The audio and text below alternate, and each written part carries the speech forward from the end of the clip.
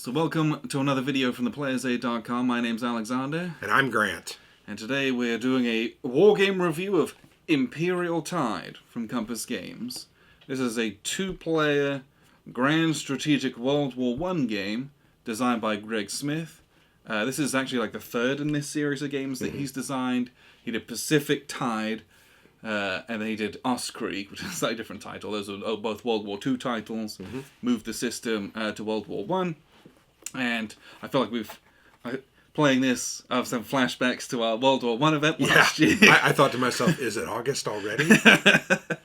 So this one, well, it will be by the time this video posts. Probably, yeah. We've got a lot of videos to go.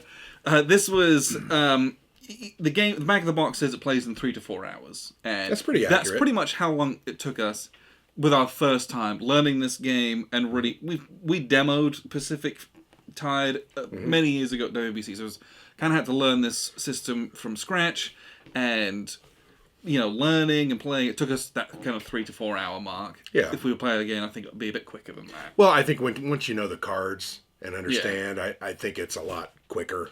And one of the hallmarks of this, so this is a card-driven game. You have a hand of cards, and you're going to play those.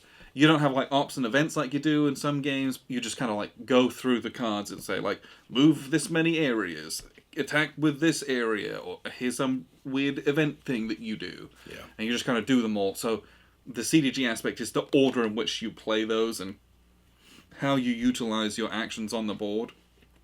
And the cards they're made very intentionally. Oh yeah. Meaning, maybe that card's a big offensive, but the movements are not, they're not in the order to really assist you. Oh, yeah. It's kind of to back yourself up. You've extended yourself, you've moved forward, you've maybe pushed someone out of a box, and then you bring up a unit behind it. Although you want to allow yourself some room to retreat in this game. But I like that because it's kind of a little bit of a puzzle. When do I use this card? How do I use this card to get in the position that I need to get into to do what I need to do to get you on the back foot? Yeah, it's very rare that you'll have cards where you can move a bunch of guys up and attack on one card. You almost always attacking and then moving. You can't attack and move the same stack in the same card. You have to be adjacent to attack already. You're moving guys on a previous card to then attack is almost always what you're doing. So it's this slow kind of progressive planning that you're doing throughout the game. One of the fun aspects of this system that he's used is you get your kind of, the cards are seeded by year.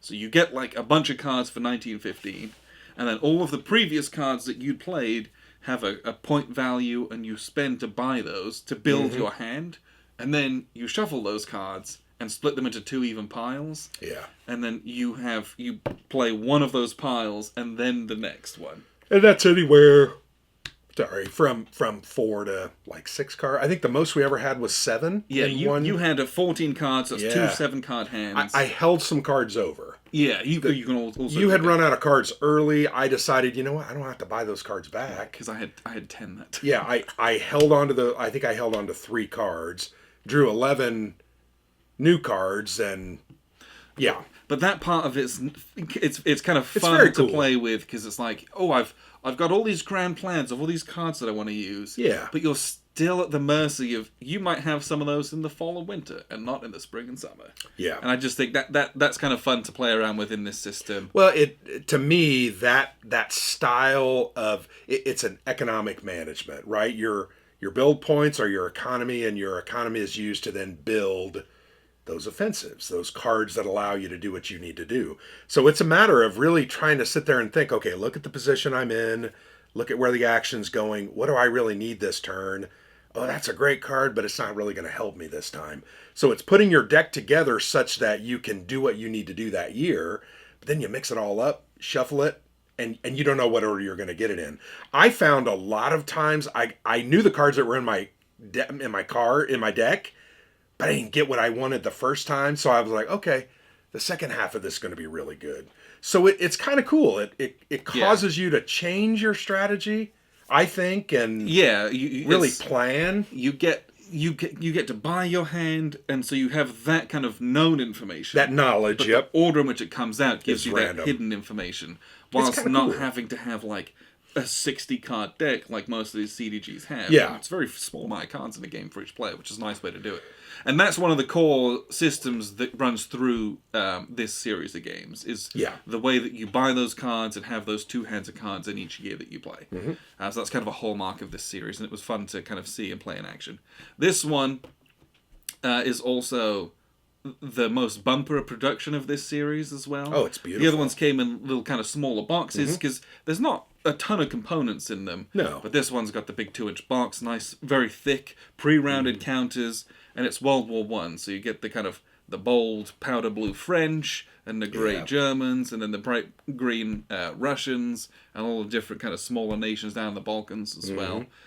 So it was fun to play around with that. And whilst we were playing this, whilst it's very different to The Lamps Are Going Out, I got some similar feelings from it. I agree with that. In kind of like the weight of the game is similar. You've got stacks of guys, they're just numbers. I've got this Very many simple numbers, CRT. roll on the CRT. Yeah. You've got that many number, roll on the CRT. Yeah. So it's simple, and it's a point-to-point movement map. So you know, it's these, at this scale, you know, you're moving huge armies, like rolling through some parts of Europe. And so that kind of stuff was fun. You get a little bit of the economic war and the naval blockades and the U-boat wars that you can do. That was kind of neat. I know we didn't do a lot of it, but I actually had to, I think my card that foiled the U-boat attacks was free. So every turn it was coming back into my hand.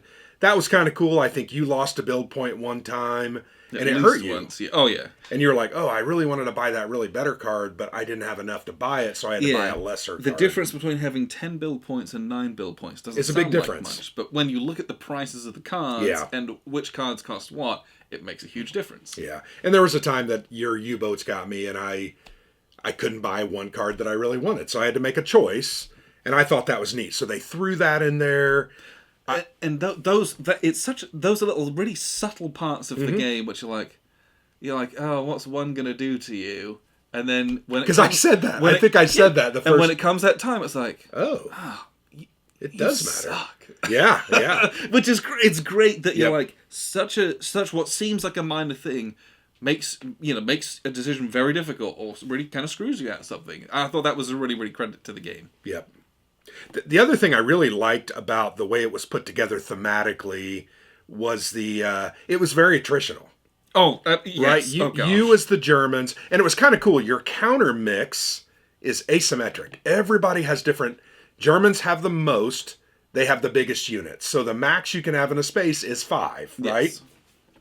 Americans and French, it's only 4. Yeah. British, I think it's 4. Russians, it's only 3. So your counter mix, and Austro-Hungarians 3, and like everyone else 2. 2, so your counter mix really determines how you can build your armies. So you never really have a stack of 10 units going against a stack of 3 units. It's almost all. I would assume most of our battles were something like three attackers on 3 defenders. 4 attackers on 3 defenders. Yeah, and it was like, and they were on their entrenched side, and maybe there was like a fortress or a mountain. So it gave like a column shift here and there, so it really evened it out. Yeah. So I really felt like we were rolling almost always on the same column. Yes, in each battle. It was rare that it was so skewed where you were rolling on a 5 column and I was rolling on a 2. That almost never happened. In fact, I'm not sure that we ever had like I had 6 units and you had 1. That's just not the way the game works. You're able to backfill fairly quickly, but the reason I bring that up is I liked that attritional back and forth feel. Feels very World War One. I never felt like I was out of it on the West Front, even though I got beat up quite a bit. Boy, the Germans just have a lot of units. Yeah, especially early on with that mobilization stuff, you can kind of try to make that big push. But they can grind themselves down in the meat grinder over here, and that's what happened in this one too. And that's what happened. So it never felt out of touch, even though I know you got twice the number of units I got, kind of throughout your cards. You had a couple of mobilization cards that kept coming back that gave you, 3 and 4 German guys every time. Very rarely did I get more than 2 or 3. And mostly that was on the Russian front. So that was interesting. And I remember I think I said in 1916, 1917, I'm like, how am I still in this? But it's because it's set up to be attritional. No one's going to run away with it. Yeah, you're almost never going to wipe a stack No. and still have a strong stack effect. You're going to be half wiped as well.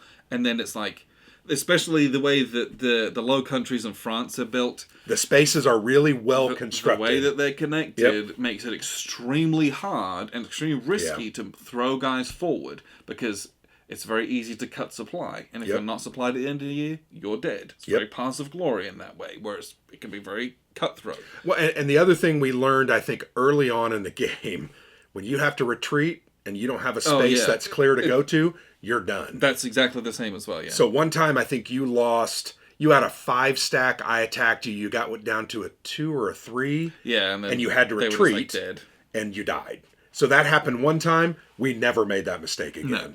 We always left an out for a retreat avenue. So I really think Greg did a great job of making it feel attritional. Making it feel World War I. Yep. We played a lot of these games last year, and really all of them shared that in their DNA. Just that attrition. And I like that. I really do. What I'll do is I'll show you how this game works, and then we'll wrap up with a few final thoughts. So here's a look at the map. This is the state of play kind of at the end of our game. We played through 1918, and it had been something. But as you can see, it's a point-to-point movement map. And the terrains, there's a little terrain key over here that we've got into this stack of cards. And it's mostly very simple. So you kind of have like clear, normal terrain. These normal ones that have red on them, that's a capital city, which is, or a victory point city is what they're called, some of which are capitals. Then there's ones with a mountain on them that are brown. And then there's ones that have a grey banner on them. So this is a grey banner. There's a grey banner down here in Trieste. Metz, for example, in Verdun. So those ones are fortresses. They also have a little fortress symbol next to them as well. They give you a defensive bonus. And those get destroyed when you kind of capture those. If you kind of, or you can siege them, those kinds of things. So that's like the map. It's very simple from that standpoint.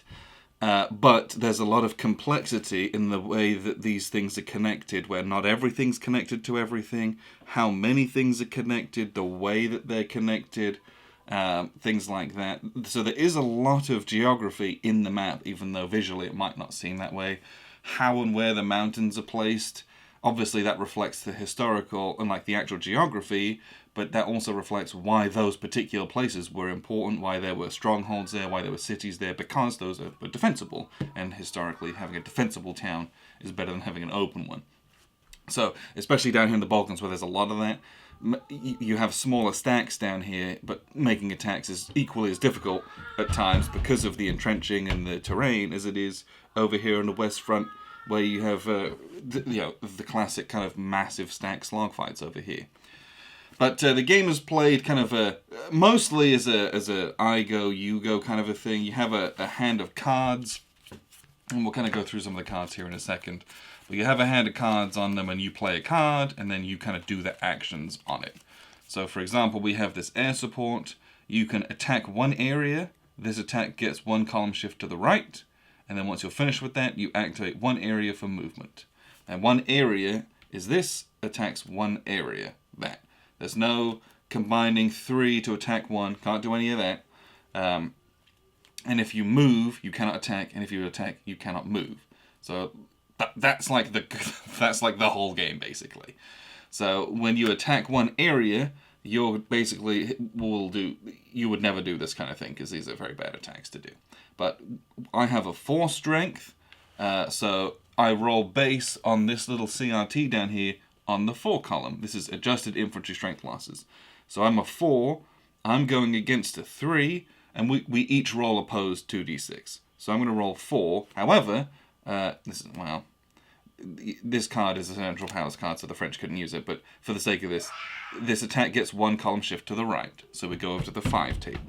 If we're attacking into a fort, and a fort adds 1 to the enemy's strength value. If you're attacking into mountains, you get a column shift to the left. That puts us back to 4. Or if you were at 4, you go down to 3, kind of a thing. So we're rolling at the 4, shifted over to the 5. That's what we've got. So you roll 2d6, and I rolled a 9, and so you cross-reference 9. I'm going to inflict 3 losses. So those 3 losses, these guys have a little entrenched symbol on them with a little crossed pick and spade. That entrenching absorbs one of those losses, and so then they take 2 and get reduced down to 1. Combat simultaneous. So the Germans started with 3 plus 1 for the fort, and so they're going to roll this basically exactly the same thing, 2d6 on the 4 chart, and they rolled a 3. That's very bad.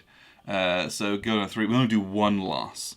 Now the French are entrenched, but because they're attacking, they're leaving their trenches, so they don't have the protection of the trenches anymore. So they go from a 4 down to a 3, and they return to their trenches, so they're still entrenched. If you'd have rolled any better than that, that was like appalling. So let's say you rolled an 11, for example. 4 on the 11 chart, you lose 3, so they'd be down to 1 as well. And very often, when you have 2 big stacks going against each other, this is the kind of outcome. You just both hurt each other equally. It's actually very rare, that you have a good roll and a bad roll. Just because of the way the CRT is set up, more often than not, you're going to do a fairly even amount of damage, especially with your defensive bonuses. But, the other difference is that, if that was a French card that was played, now we activate 1 area for movement. Can't be this area, it's got to be somewhere else. So we're going to activate an area for movement. And it's not French, it's allied powers. So you're looking at all your other stuff, and let's say we bring up some reinforcements. When you move, you can move 2 areas from where you were. If you go into a mountain as your first area, you have to stop immediately. We could move here, because we can still retreat here. You don't want to block your retreat paths, because if you have to retreat and you can't, you die. So we could bring them up as reserves, or start moving them around to help support here if we were so inclined. And then we pass the turn, so it becomes the Central Powers player's turn. And what we're going to do with them is we are going to play, let's see, and we're going to look at the cards that we've got in our hand.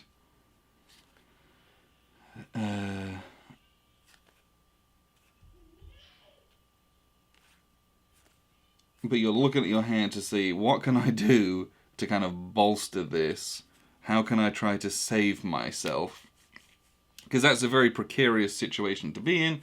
And so you're looking through your cards, and how you build your hand is important. So we're going to do this, where we activate 3 areas for movement. And any units moved may travel any number of land-connected friendly controlled areas instead of just the 2 that you normally are that we just talked about. So if we do that, what we're going to do is we're going to activate Berlin for movement. And we are going to split this stack. We'll leave a guy in Berlin, and we'll send these 3 chugga chugga chugga all the way down to Metz. And now all of a sudden, and if a unit is entrenched and reinforcements come in, they just jump into the trenches and it's entrenched as well. So we've strengthened ourselves there. That was nice. And we can activate 2 other areas for movement. So let's see, what else can we do that would be helpful?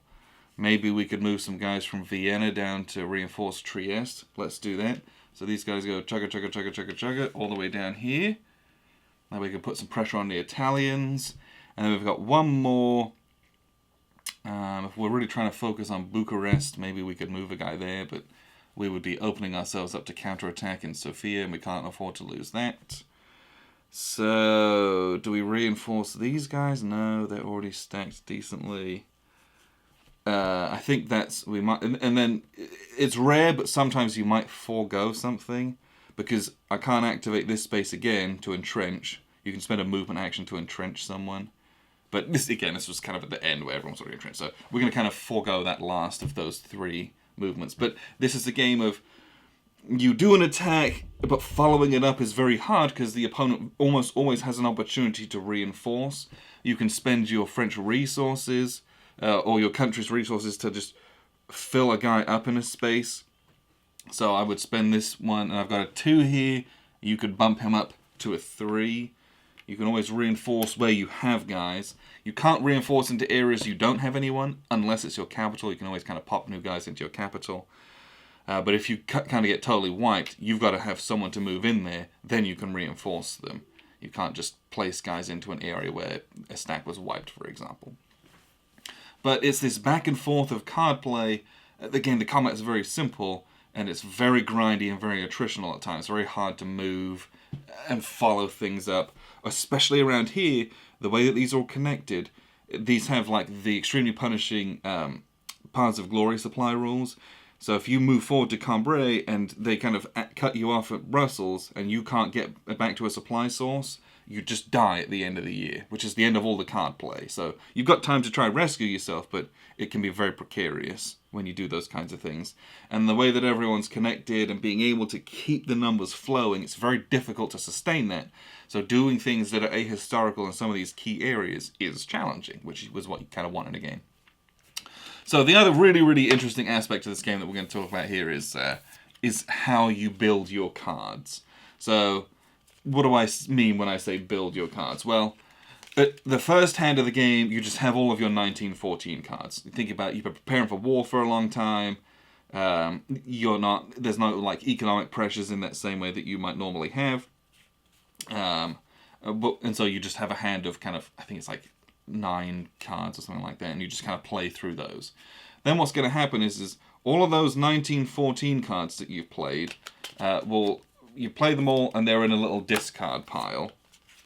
And then what you're going to get is you are going to get a hand of the 1915 cards. And I'll just grab some of those here. 1915... 14, 16, 16. Okay, so let's say you get a hand of these 1915 cards. So we've got 1, 2, 3, 4, 5. There's probably more in here, but just as an example, these are 1915 cards.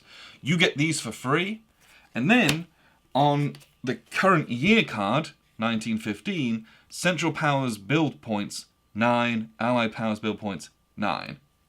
It also says who goes first, and that changes as the course of the war goes on. And you refill your resources. These resources don't carry on over, so you are incentivized to use them to rebuild troops and things like that. So we get 3 German resources, 2 Austro-Hungarians, 1 Turkish, 1 Bulgarian. Then you fill out 1 Serbian. Here, we'll get rid of that. 1 Serbian, 1, 2 Commonwealth, 2 Frenches, 1 Italian, and 3 Russian. Cool. And that's kind of everything set up for next year. But what you're going to now do is you're going to spend your 9 build points. So once again, I've got my free ones. I have all of these. So I already have 1, 2, 3, 4, 5 cards in my hand. And then I'm going to look through all the 1914 cards, which I had played and discarded. Here's some extra 1915 ones. So I got these 2. And let's see. Let me make sure we can kind of give some accurate examples. I know that's very unlike ourselves here at the Player's Aid. All right, here we go. So I've got these 1914 cards. I've played most of these. Some of the 1914 cards that you will have played have a little asterisk on them. This is a really powerful attack, but you can't rebuy those. Those are kind of one-shots. So you've got all these 1914 cards. It says 1914 on them. And you can buy 9 points of those. Well, I've got 3 points, 3 points, 3 points. That's 9 already. And then I've got another 3 points here on cards. So this one costs 0. You're kind of always going to buy the little 0 cost ones, which are very helpful. And so it's in a case of, do you want to get some entrenchments and build some artillery? Or do you want to get your very good army reserves and mobilization? So we're going to get lots of guys. We definitely want lots of guys. We're going to spend 6 points on those. And so then the choice becomes, which of... So I got 1 point here, and then I can build one of these 2 pointers. So which one of these do you want? Do you want to build some artillery? Or do you want to get this very good attack only against Russians, though? And so how much do you want to press that? How much do you want to just do some artillery attacks? So these are the choices that you're faced with. And then imagine if you've had economic warfare been waged upon you. There's an allied card that's like a naval blockade, and it reduces your build point value by 1. So at that point, I would only have 2 points to play with, at which point I probably wouldn't do this, and I would only get to do one of these 2. And so the little economy part of it it can hurt a lot if that continues to happen to you. So you'll get, let's say we've got our points, we'll build some artillery and some entrenching. So these are all the cards I have available for 1915. But what you do, so you've chosen what's in here, basically. You're going to then shuffle them up, and then you're going to deal them into 2 separate and equal piles. 1, 2, 3, 4, 5, 6, 7, 8, 9, 10, 11, 12. and you play with either one of these. You don't get to look at them, you just pick one. This is your hand of cards. So you're going to play these 6 cards, and once you're done with these 6 cards, you then get those ones. So you choose what's in your hand, but you don't necessarily get to pick the availability of all of them and the order in which they can come out. What you're going to do is you're going to play through your hand of cards. Once you have 1 card left, then you pick up the rest of these, and so then you play with all of these ones. And that's important because you might have a card like... well, there's not a really good example in here. But there are some cards, especially in the late war, where you have one that's like, play this card, do this thing, and then, instead of passing the turn, you can play another card immediately. Most of those, it's tied to the German Michael offensive, or the Michel offensive. And it's really powerful, but if you don't have the subsequent follow-up attack card, it's not very good. So you want to like hang on to that one as your last card of your first hand, pick up these, then you can play bam, do that with your concentrated barrage, bam, do the Michael offensive and go real hard in the spring summer of 1918. So there's some very interesting things in the card play while still being simple. You just activate 1 airfield movement, put 2 Austro-Hungarian infantry in Budapest, and then place 4 German infantry in either Essen or Berlin, or a mixture of the two. Like, that's it. The card play is very simple. The combat execution is very simple and quick and easy. And so the game flows quickly. They say 3 to 4 hours on the box. Once you've played this once, it'll be that 3-hour mark, most likely, because you just kind of flash through it. And it's very, very neat, very quick and easy. So what we'll do is we'll wrap up here with a few final thoughts. So that was a look at how the game works. One thing I appreciated about this game is that the cards have the historical pictures on it. Yeah, they do. And I'm kind of I know I bring that up every time we play a CDG. Yeah. But I really appreciate that aspect of it, where it's just very evocative of like, it's more than just I'm looking at some counters and maps on it. Here's some historical pictures. Yeah. This stuff really happened. Here's some guys marching in a line. Here's some aircraft. Here's some artillery.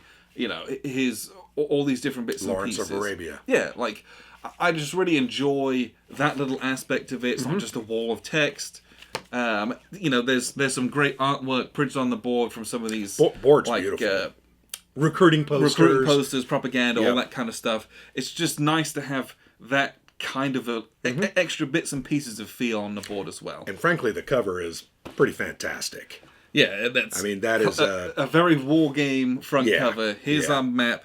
Here's our Allied troops on the front. You're like, this is a World War I game. They look beaten and defeated, right? They've been on the fields of battle for years. I just think it looks really good. Really great production. Yes. I think the game is very well made. I think it's very intentionally designed. In fact, you and I said many a time, boy, this is well balanced. Even though it doesn't necessarily seem that way on the surface. Some of your cards, I thought, wow, those are really good. But I have some good cards too, just in a different way. Yes. We fought in different ways. We built our armies in different ways. We moved differently. It really worked out well. This has been play tested a lot. You can tell. Yeah, I was very impressed with how this worked, both as a game itself, but as a World War I game as well. Mm-hmm. It hit all of the World War I beats that I was expecting and that I would expect from a game kind of at this grand strategic level. Yeah, and it does it all really in that 3.5 hour range. Mm-hmm. Especially the second time you play it, it'll be very much around. You're gonna rip through it. Yeah, and that's a credit, because you know a lot of these games can drag on for a bit, and you're looking at like suddenly it's a 5-6 hour game. It takes all day.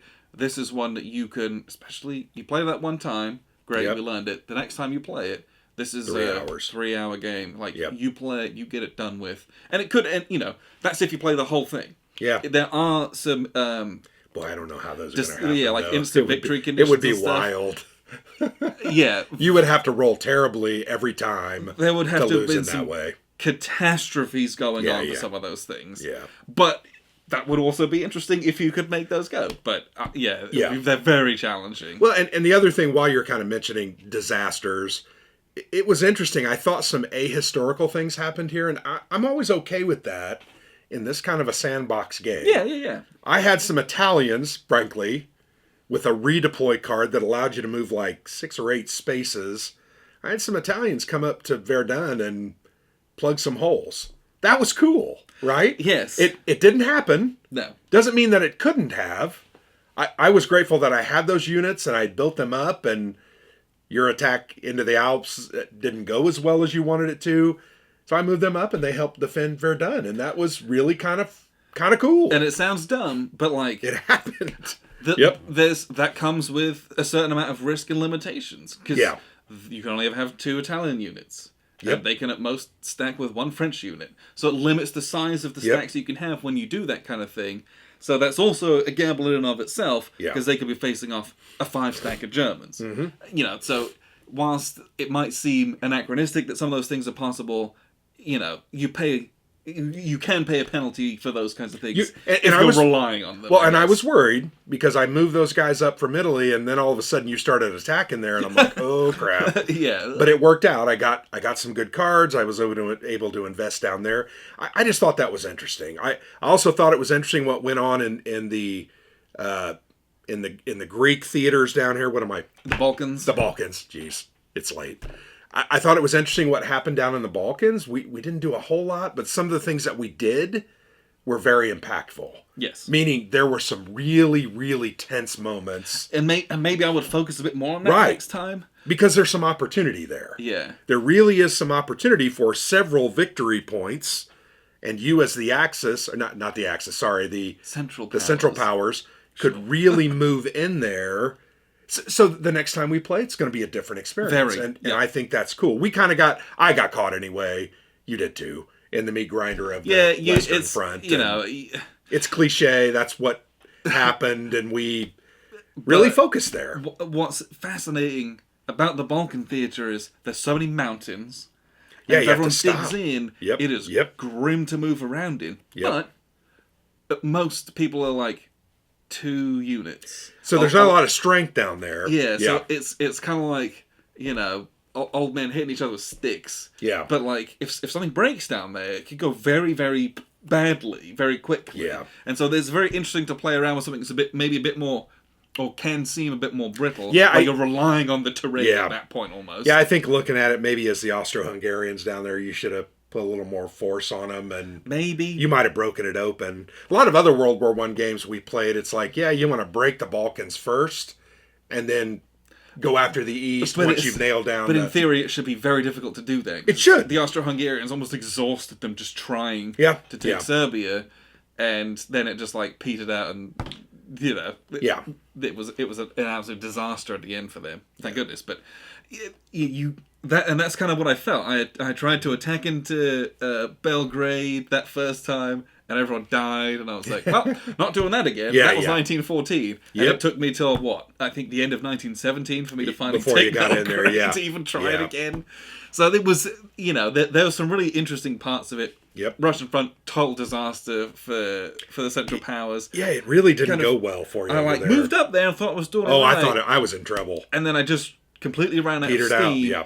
But part of that was focusing too much on this part of the map, and maybe that was my fault. But that's something that's really nice about this game is there's just opportunities to replay this and do something different. Try some different strategies. And to learn and to grow as a player of this game. Yeah.